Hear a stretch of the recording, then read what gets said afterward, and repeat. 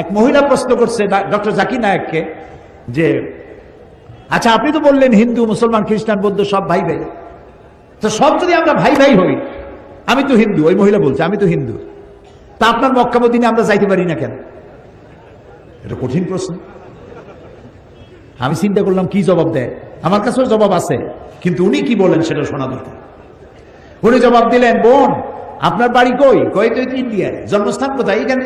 আমার জন্মস্থান এখানে।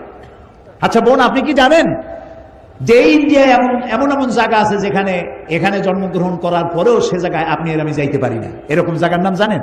কোন এরকম জায়গা থাকবে কেন? আমি ইন্ডিয়া জন্মগ্রহণ করছি, সব জায়গায় যাইতে পারি। উনি বললেন মোটেই না, এখানে এমন এমন জায়গা আছে যেখানে আপনি আমি প্রবেশ করতে পারবো না, তার নাম ক্যান্টনমেন্ট। ক্যান্টনমেন্টে আপনিও ঢুকতে পারবেন না, আমি ঢুকতে পারবো না।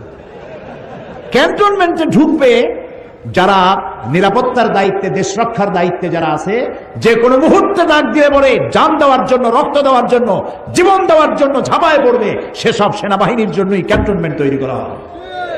ওখানে আপনি আর আমি যাইতে পারবো না। ইসলামের একটা ক্যান্টনমেন্ট আছে, সেটার নাম মক্কার মদিনা।